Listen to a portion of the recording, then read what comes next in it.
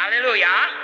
Jadi kalau sudah dipanggil Tuhan, bahagian kita harus bersungguh-sungguh menyambutnya. Amin, saudaraku. Di dalam Tuhan, Tuhan gak tahu separuh hati. Tuhan berkata, orang yang mendua hati tidak mendapat apa-apa. Bahkan lebih parah, kalau tidak bersungguh-sungguh, bukan saja tidak dapat apa-apa. Ada ayat-ayatnya mengatakan, Tuhan tidak suka, bahkan terkutuk. Tuhan berkata, saya percaya hari ini, dan sebelumnya dan sesudahnya kita mau bersungguh-sungguh untuk menyambut panggilan Tuhan. Amin. Haleluya. Oke, mari kita buka ayatnya, saudaraku. Ini pun saudara sudah tahu. Pertama, Filipi 3, 13-14. Harus bersungguh-sungguh. Kepada Tuhan tidak ada, saudaraku, tidak bersungguh-sungguh. Dia bersungguh-sungguh untuk menyelamatkan kita. Bersungguh-sungguh mati bagi kita. Bersungguh-sungguh sampai keringat darah menanggung sebuahnya, saudaraku, sengsara yang akan diterimanya. Jadi kita juga harus bersungguh-sungguh menanggapi panggilan Tuhan. Bismillah. Amin. Filipi 3, 13-14. Kita baca sama-sama. Saudara-saudara, aku sendiri tidak menganggap bahwa aku telah menangkapnya, tapi ini yang kulakukan.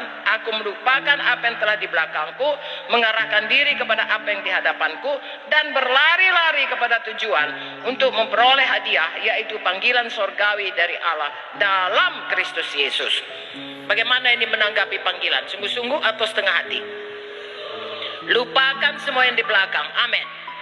Sudah dilupakan di belakang, arahkan diri ke kemudian pada tujuan. Ya, jangan pelari ke sana kemari, tidak ada gunanya. Berlari pada tujuan. Itulah sikap hati kita. Ini Paulus yang mengatakan, dan kalau kita baca semua surat kirimannya, dia mempraktekkan apa yang dikatakannya ini. Itu sebabnya dalam buku 2 Timotius dikatakannya, aku sudah mengakhiri peperangan iman yang telah ditentukan Tuhan bagi dia. Dan aku sudah melihat mahkota yang menunggu aku. Dan itu bukan untukku aja, tapi untuk semua orang yang bersungguh-sungguh hati dan menunggu kedatangan Tuhan. Kitalah itu orangnya. Amin. Jadi bersungguh-sungguh. Ibrani 12. Ini juga bersungguh-sungguh. Ya, tidak bermain-main. Ibrani 12 ayat 1 dan 2. Sudah dapat? Ya, kita baca quote-quote lagi. Karena kita mempunyai banyak saksi, bagaikan awan yang mengelilingi kita, marilah kita menanggalkan semua beban dan dosa yang begitu merintangi kita, dan berlomba dengan tekun dalam perlombaan yang diwajibkan bagi kita. Marilah kita melakukannya dengan mata yang tertuju kepada Yesus, yang memimpin kita dalam iman, dan yang membawa iman kita itu kepada kesempurnaan, yang dengan mengabaikan kehinaan, tekun memikul salib, ganti sukacita yang disediakan bagi dia, yang sekarang duduk di sebelah kanan tahta Allah. Saudaraku, ayat 1 berkata, saudaraku, berlomba dengan tekun dalam perlombaan yang diwajibkan bagi kita. Jadi kita ini ada panggilan, ada perlombaan, seperti kalau orang maraton. Kalau perlombaan dalam panggilan Tuhan itu seperti maraton. Enggak lari 100 meter, sampai enggak. Maraton jauh, puluhan kilometer, harus punya ketekunan, daya tahan, bertahan sampai kesudahannya. Firman Tuhan berkata, siapa yang bertahan sampai kesudahannya, itulah yang harus sampai itu. Perlombaan maraton, saudaraku. Jadi kepada kita dikatakan, kita harus berlomba dengan tekun untuk perlombaan kita masing-masing. Ada panggilan saya, ada panggilan saudara, ada panggilan orang-orang yang dalam kelompok sel atau sektor saudara. Biarlah semuanya menang berlomba. Tidak usah ada yang kalah.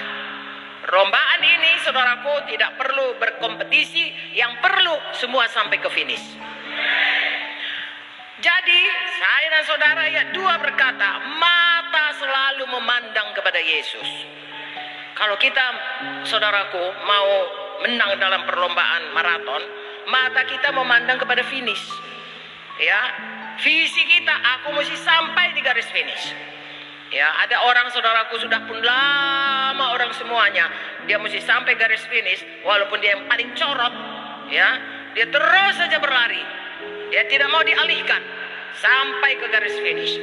Nah, kalau sepanjang jalan banyak yang mengalihkan kita, ada tukang es, kita berhenti beli lagi es, saudaraku. Lagi sana ada orang jual lollipop, saudaraku. Oh, beli lagi lollipop. Baksonya lagi enak. Gak sampai-sampai kita, saudaraku. Ya, jangan. Sepanjang jalan apapun yang mau mengalihkan pandangan kita, baik pun itu, baiknya kalau makan bakso, tapi itu menghalangi kita untuk tekun, untuk sungguh-sungguh, jangan didengarkan itu. Haleluya. Makanya saudara, kalau melayani, saudaraku, banyak hal-hal yang baik yang bisa mengalihkan kita. Ya, misalnya kalau penginjilan kita itu penginjilan dengan kuasa. Bilang amin dong. Kita menginjil bukan hanya petah lidah atau beri hadiah. No, kita menginjil dengan mengatakan Yesus hidup. Tuhan Yesus mengampuni dosamu, menyembuhkan penyakitmu. Tuhan Yesus mengampuni dosa, membebaskan kau dari kutuk dosa. Tuhan Yesus belum berubah, dulu, sekarang, sampai selama-lamanya.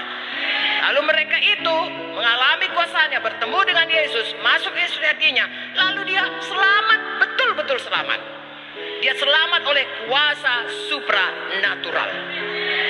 Haleluya. Bisa juga kita datang dulu kau ke kebaktian kami. Ini sarung 5 biji, cukup untuk setahun ini, ya. Nah, itu bagus seperti saya katakan tadi, tapi itu tidak membawa orang pada keselamatan. Ya, bagus makan bakso, bagus makan ini, tapi tidak membawa saudara ke garis finish. Ya, itu bahkan mengalihkan saudara, sehingga orang imannya bukan kepada Tuhan Yesus, tapi kepada sarung saudara. Ya, atau kepada saudara. Saudaraku, kita membawa mereka kepada Tuhan Yesus. Injil adalah kuasa Tuhan yang menyelamatkan orang yang percaya. Haleluya.